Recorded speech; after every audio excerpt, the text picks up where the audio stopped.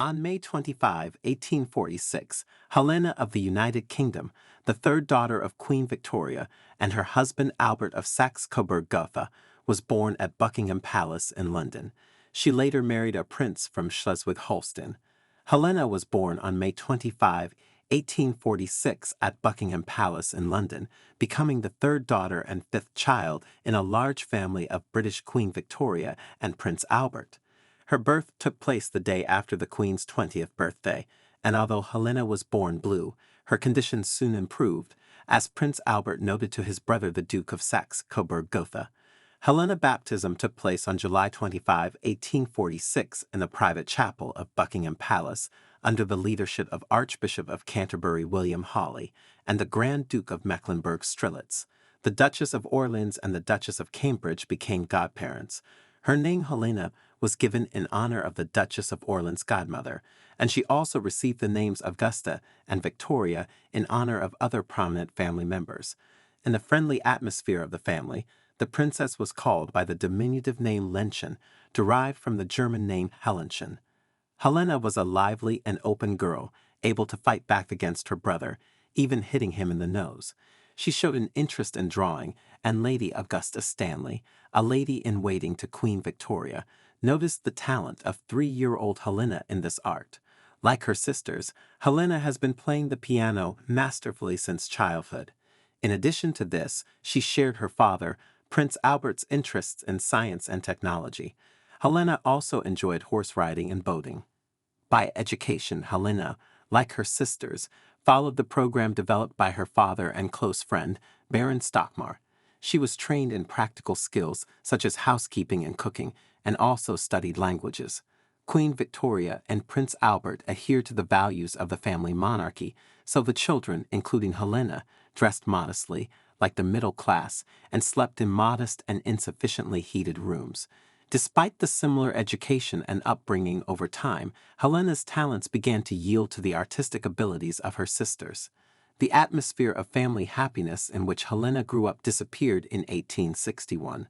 On March 16, the Queen's mother, the Dowager Duchess of Kent, passed away, and this was a huge loss for Victoria.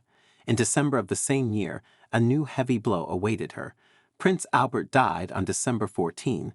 The entire court fell into mourning, and by order of Victoria, the royal family went to the Osborne House residence. The death of her husband pushed the Queen away from public life for a long time.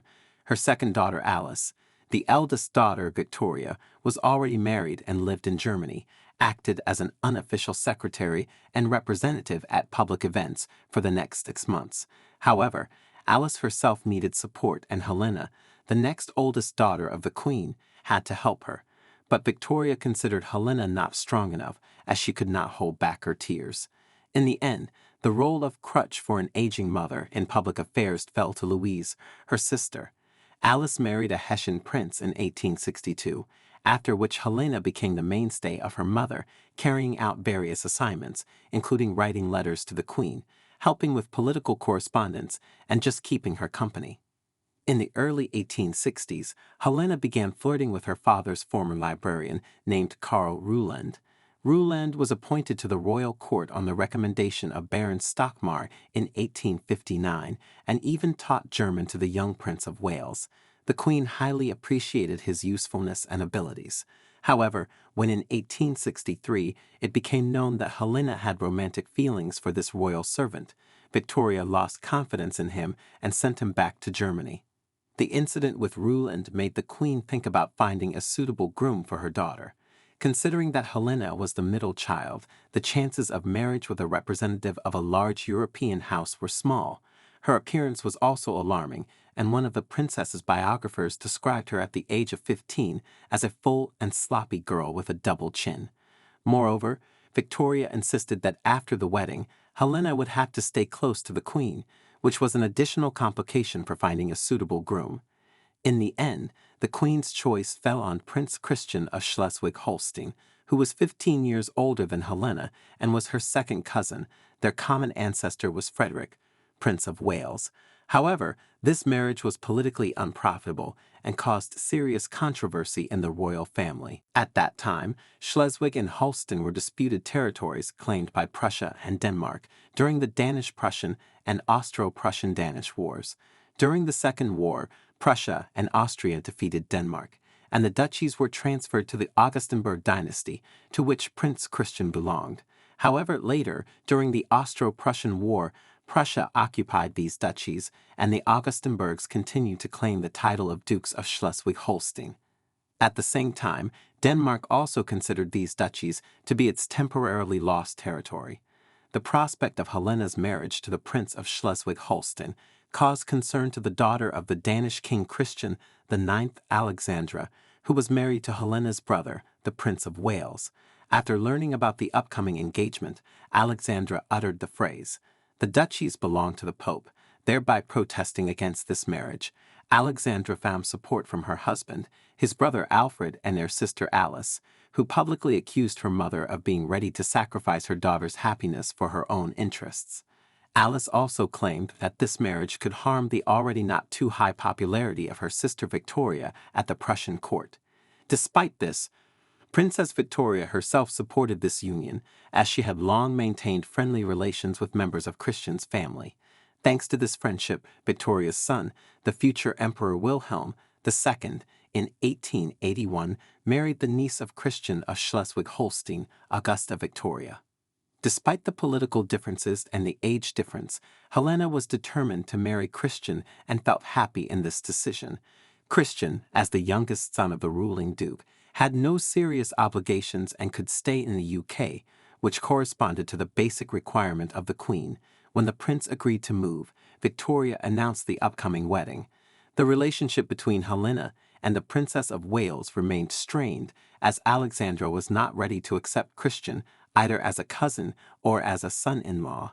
Their common ancestor was King Frederick V of Denmark.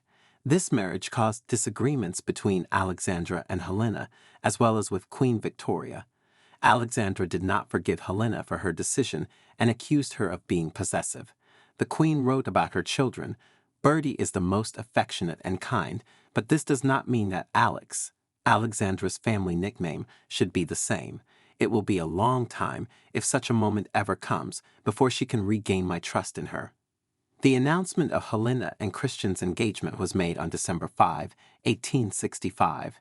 Despite the initial refusal of the Prince of Wales to attend the wedding, he changed his mind after the intervention of Sister Alice, and the wedding became a joyful event.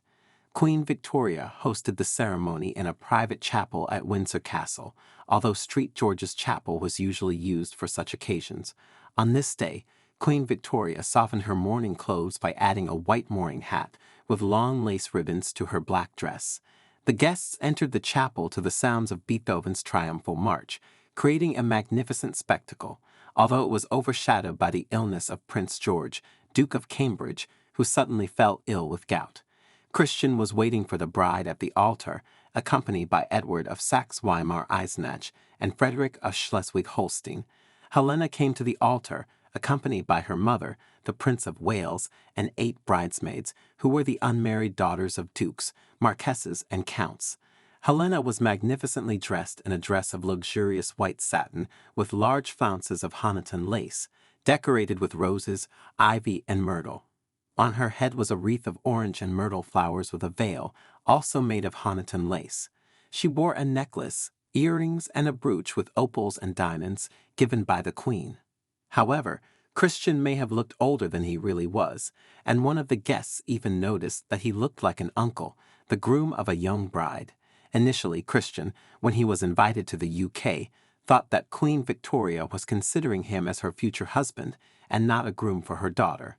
After the wedding ceremony, the newlyweds spent their wedding night at Osborne House and then went on their honeymoon, visiting Paris, Interlaken, and Genoa. Helena and Christian were devoted to each other and preferred to lead a secluded family life.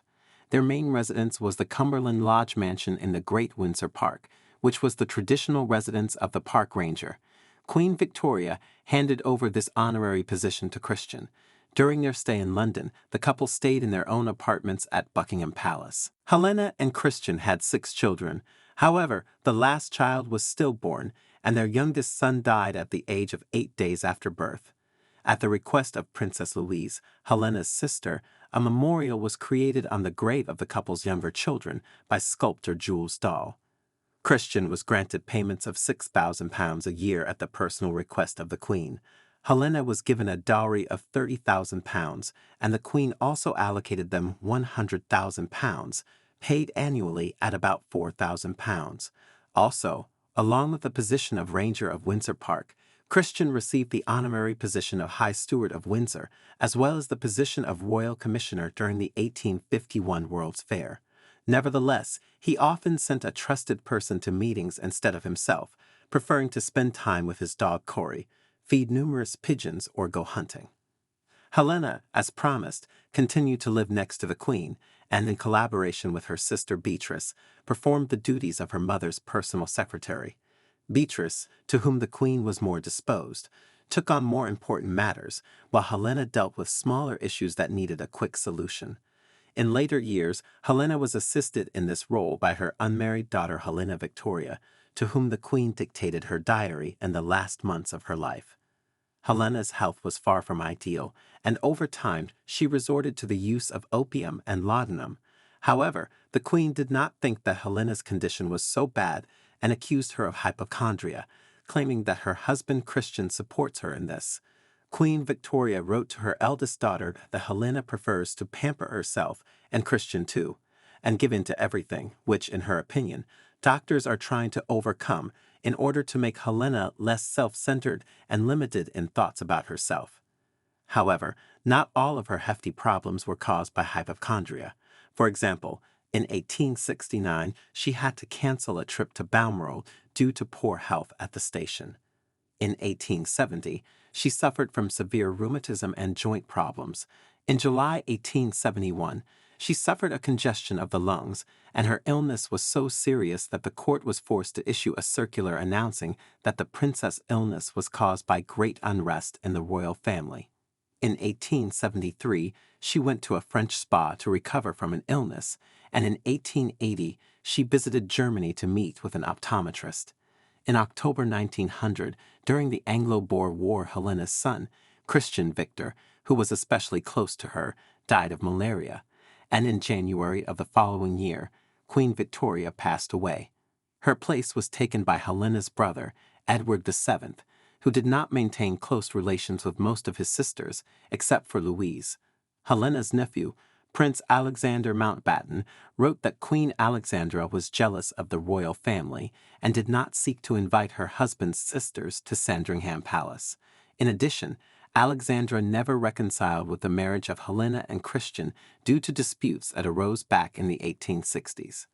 Under the new king, Helena communicated less with her brothers and sisters, but continued to support the monarchy and engage in charity. Helena and Christian led a quiet life, but from time to time they received appointments from the royal family. In 1906, they represented the British king at the silver wedding anniversary of Kaiser Wilhelm II, nephew of Helena, and Augusta Victoria, niece of Christian. During the reign of her brother, Helena also visited the grave of Christian's son Victor in Pretoria, which was located in the Transvaal colony in South Africa. In Pretoria, the princess was met by Prime Minister Louis Botha. However, Jan Smuts refused to meet her because of resentment. On the one hand, he was sad about the loss of his country in the war, and on the other hand, his son died in a British concentration camp, which caused bitterness and discontent. The First World War greatly affected the life of Helena and her family. During the war, Helena devoted a lot of time to nursing, providing support and assistance to military and medical personnel. Her daughter, Maria Luisa, wrote in her memoirs that numerous inquiries about the fate of loved ones came to Helena and her sisters. It was decided to send letters to Helena's niece, the Swedish Crown Princess Margaret of Connaught, since Sweden was a neutral country during the war. In 1916, Helena and Christian celebrated their golden wedding anniversary. Despite the fact that Great Britain and Germany were on different sides of the conflict, the Kaiser of Germany sent a congratulatory telegram to his aunt and her spouse through the Swedish Crown Princess. At the time of receiving this telegram, King George V and Queen Mary were present, and the king expressed his approval for Marie-Louise's ex-husband, Aribert of Anhalt, saying that he had done her a favor by divorcing her. When Marie-Louise expressed a desire to escape to the UK if she remained married, the king enthusiastically stated that in that case he would have to intern her back. These events testify to the difficult diplomatic and political situation of that time. The death of Princess Helena ended her long and unusual life. She was the last surviving child of Queen Victoria and Prince Albert, and her life was full of complex family and political relationships. Her role in society and in the royal family was important, and she left her mark on history. Her funeral, described as a superbly performed scene, was conducted with great honor and was led by King George V. Her reburial in the royal tomb of the Frogmore Complex emphasized her belonging to the royal dynasty and her important place in the history of Great Britain. Helena, Princess Christian, left her mark as a member of the royal family and as a woman who contributed to charity and support during the war. Her life was not without difficulties and challenges, but she remained devoted to her family and her duties until the very end.